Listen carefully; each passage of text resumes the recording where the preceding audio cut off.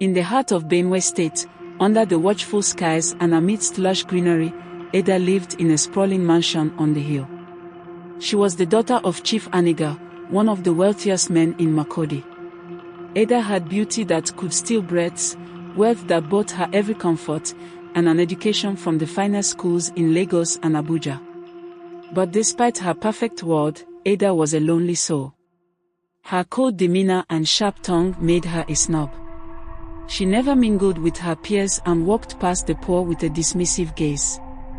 The market women whispered about her pride, and the village children dared not come near her.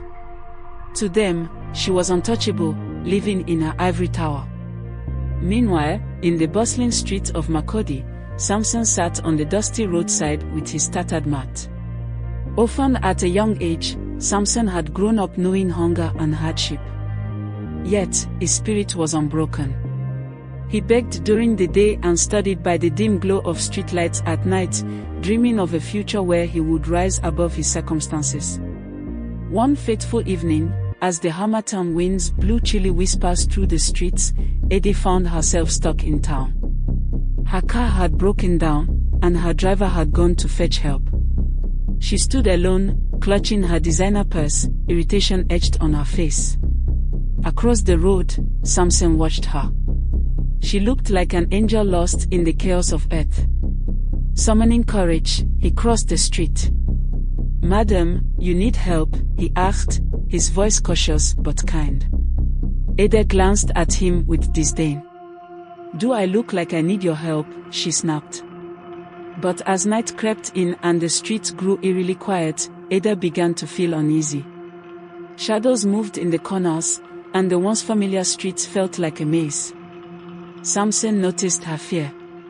"This area is not safe at night. Let me walk you somewhere safer," he said.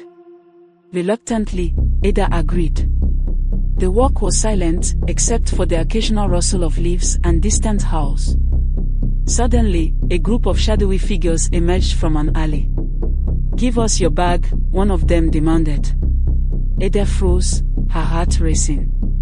Samson stepped in front of her. "Leave her alone," he said firmly. The men laughed, but Samson stood his ground. He grabbed a stick and fought them off with surprising agility and courage. Bloodied but determined, he managed to chase them away. Ada was shaken. For the first time, she looked at Samson with gratitude.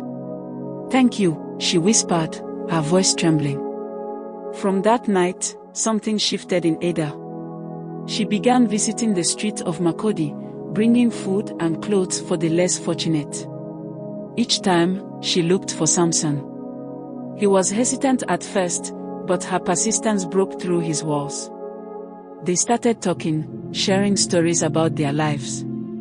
Ada learned about his struggles, his dreams, and his determination. Samson, in turn, saw the kind heart beneath her cold exterior. Slowly, their bond grew. Months turned into years. Ada supported Samson as he worked his way through school. He proved to be brilliant and hardworking, earning scholarships and eventually a degree in engineering. Meanwhile, Ada found joy in helping others, her loneliness melting away.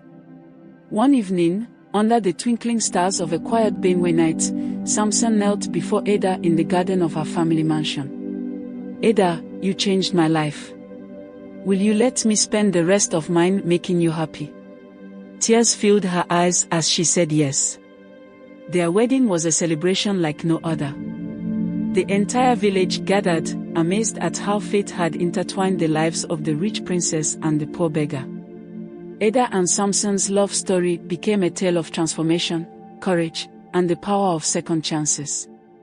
Together, they built a life of joy and purpose, proving that love could bridge any divide.